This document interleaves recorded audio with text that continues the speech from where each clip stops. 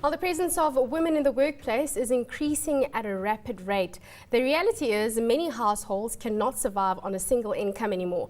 This week, Finweek takes a look at why the stereotypical role of a mother as a caregiver and a father's role as the sole breadwinner applies less than ever. Joining me in studio is Hayley Arnesen, who's the Customer Loyalty and Exports Director at MSA, and Melany Green, who's the Chief Expectations Officer at Great Expectations. Ladies, thank you so much for making the time to join us. I'm going to start with you, Lisa, because you wrote this article. And I know this doesn't just apply to women and them being mothers, but just women. But let's talk about motherhood. If a woman now decides that they want to become a mother, is that the kiss of death for their career? I think there was a day and age where that was the case. I think there was a day and age where a mother went on maternity leave and she could say goodbye to her career. But fortunately today, that's not the case. Fortunately today, in some organizations, there is the opportunity for a mother to walk away from her career and to be able to come back. However, further back, she is able to pick up again and to be able to restart her career. There are barriers that face that mother again. There are challenges that will face that person again. But it is possible, and they don't have to then kiss that career goodbye. Let's start with you, perhaps, Hayley, in terms of seeing more and more women entering the workspace. I mean, has life become so expensive that we can't make it on a single income anymore? Absolutely. I think that life has become more expensive, and in my case, I'm a single working mom. So there is no option there really. So women do have to enter the workplace, and then getting back into the workplace. I think very much, once you've had a child, very much depends on the company that you're working for and how flexible they're willing to be in terms of time, in terms of working part-time, in terms of keeping your toe in the water while you take a little time off to be with the little one. Hayley's got a very, very challenging role. She has to do a lot of traveling. And I think, Hayley, you can explain to us how you manage to juggle your role with your travel, with your children, and not having a partner that is able to support you being in the household. Absolutely, Lisa. So I'm required to travel out of the country, probably about 15% of my time, and so that is very difficult being a single parent. The only way that that's possible is having a fantastic support network. So I have domestic assistants at home that I cannot live without. I would say that Mavis is to me and to my children almost a second mother. She keeps my household running as I would run it if I was there. We have the same routine. If I don't arrive, everything happens exactly the same way. There are no surprises for the kids, there's nothing funny that happens, so everything kind of continues in that way.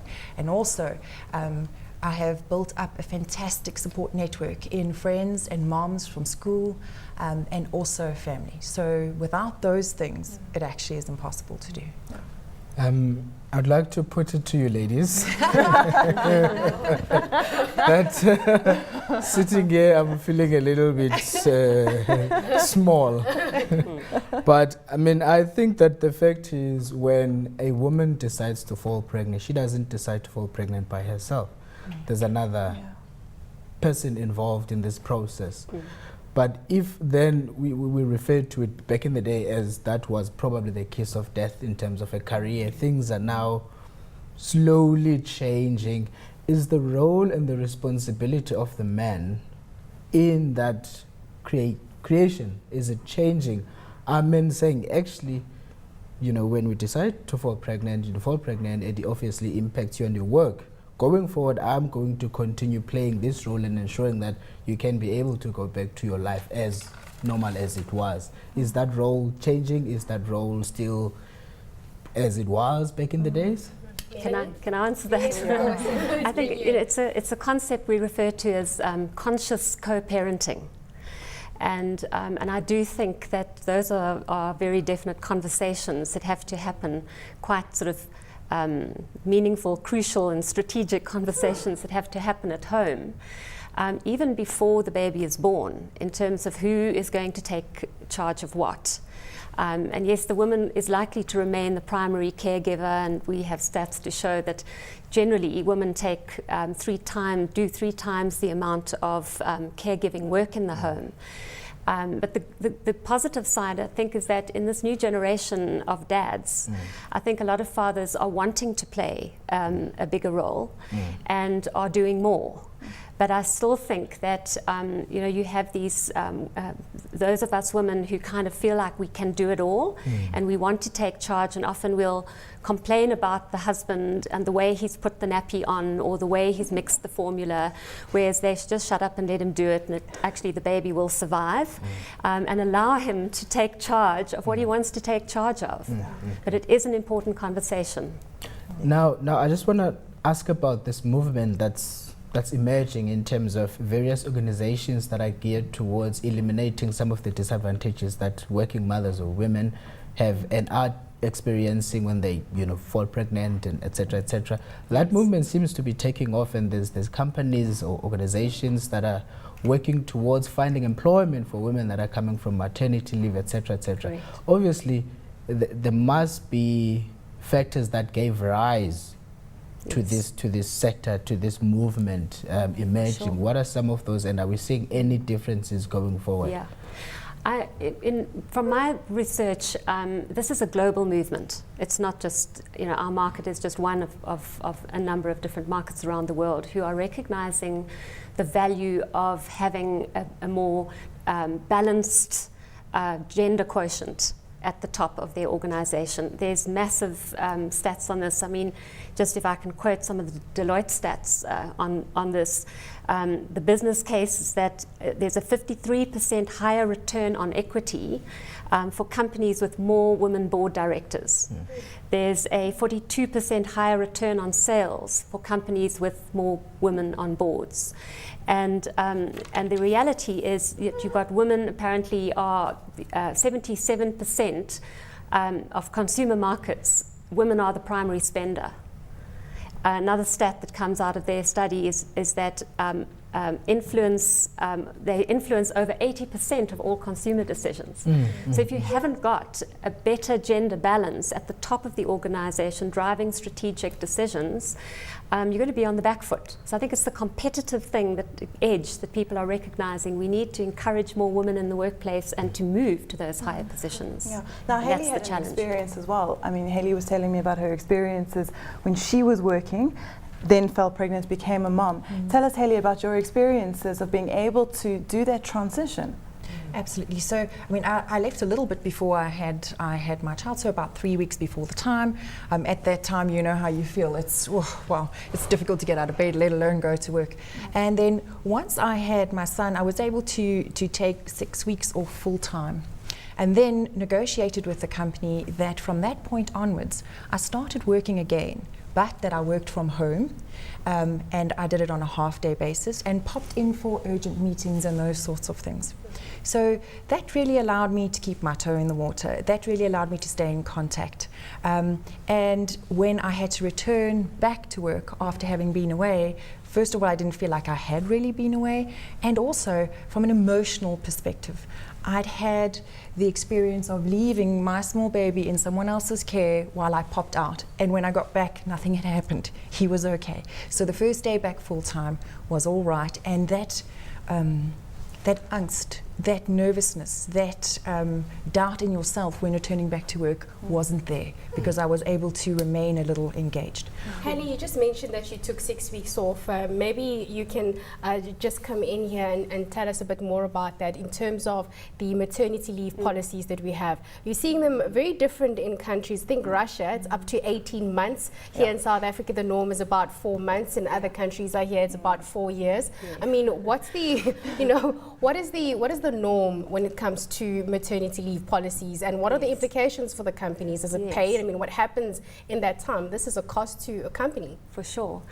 In this country, the general term of maternity leave is 4 months, although some organizations will allow up to 6 months. There's obviously certain parameters around that, and whether that's fully paid for maternity leave or it's partially paid. But it's very interesting if you look at the UK as an example, and that's where my main kind of source of point of reference is that maternity leave can be up to a year. And it's very interesting in the type of work that I do in maternity transition coaching, is it sometimes can be more difficult for a woman the longer that she's away, because so much changes back at work. You know, things change in a week. And the anxiety level of coming back after a year away almost gets higher if you've been away longer. You know, how am I going to adapt into this new environment? What's changed? You know, is my job still going to be the same, or has everything gone beyond me? So, I think that 4 months is pretty much a comfortable term. It's just what happens afterwards, and what do you get in place? What do you put in place to feel like you are managing both your work and your home life? That's really the issue. I mean, before I ask a question about legislation, I just have to agree that, you know, in many companies, I can actually see the value that women play, and I actually can see that they are needed to be there. I was having a conversation with a colleague yesterday, and I said, I can imagine a group of men sitting around a boardroom and deciding on a marketing campaign for sanitary towels for women. Can never happen. But on legislation, currently looking at where we are now, are there further interventions that you would probably like to see happen in terms of trying to, call it, level the playing field between the men and the women when it comes to things like maternity leave and going to work and back? You know, in my opinion, I know that there's stuff going on right now, and I don't have all the detail on it, but around this concept of quotas, and saying we're going to put our foot down, 50% of all senior positions have to be held by women. And you can put all the quotas in the world, but if the system operating within an organization and the culture of that organization isn't supporting that, you can, you know, you're not going to make any impact, you're not going to make any difference. So I really think it's not about that, it's more about every organization recognizing the business case. The business case is the loss of female talent comes at huge cost to an organization. If you have a senior woman and women fall pregnant later, so they've got a lot of career and behind them intellectual property that's been downloaded and so on. You lose that, you lose their goodwill, as well as the estimated cost of turnover is between 30 and 150% for the loss of a woman. So, you know, to avoid that loss, what can you do as an organization to put a strategy in place? Flexible working needs to be a strategy, not a policy. How do you do that? And that's going to be a unique journey for every organization, and it needs more men doing that and driving it. We need the men involved in that. And in South Africa, you can count on your hands the amount of organizations that are mom-friendly in terms of having daycare facilities on site, having flexible working hours for mothers to be able to, you know, have the best of both worlds, and to have remote working stations that mothers can be able to do that. You can count on your hand the amounts of firms that What have is the those. cost of that though, Lisa? I mean, you know, you've been working on this article, you say they're not mom friendly, you're putting up a daycare center. The argument is if you have a woman who has a child downstairs, if there's the daycare center, she'll constantly be running up and down to check if this child is okay. But on the other hand, if they're there, then you know that they're focused on their job. So what's the opportunity cost here? You've got a mother who's working and focused at her job, at her desk, with peace of mind, knowing that if something goes wrong, she's a call away, 10 seconds away from dashing downstairs to check that her child is okay. That is versus a mother who's at a loss to the organization, where she's dedicated 10 to 15 years of her life, developed a client base, possibly. She's given hours and years of her life, talent, experience. She's been trained by the organization. All of those things are a total loss and that's a single mother. Whereas now you've got a whole workforce made up of partially women. Are you going to lose those women at the expense of putting in a daycare center? You've got to do the trade-off. And I mean, if you look at the value of what a mother brings, specifically if you look at a single working mother, those girls are serious about their jobs. Oh, yeah. Their jobs are a have to have, not a want to have. They're serious about their jobs. They understand what responsibility is all about. On top of that, being a mother, just a mother in general, really brings kind of natural skills, leadership, teamwork, Responsibility. resilience, time management, planning. All those things are kind of things that they do all the time and practice naturally.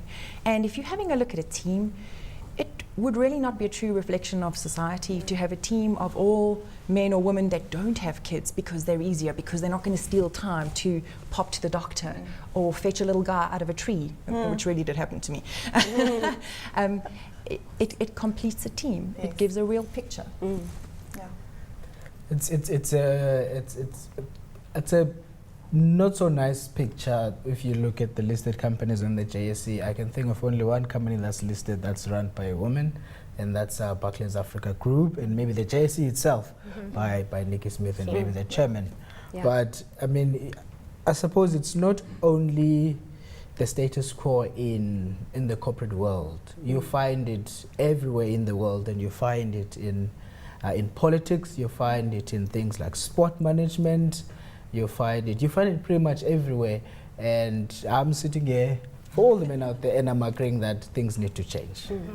Ladies, thank you so much for making the time to join us today. And just on that final point, not just talking about women that have children, but on average, women are being paid less in South Africa than men. So we really need to move forward and try to level the playing field there.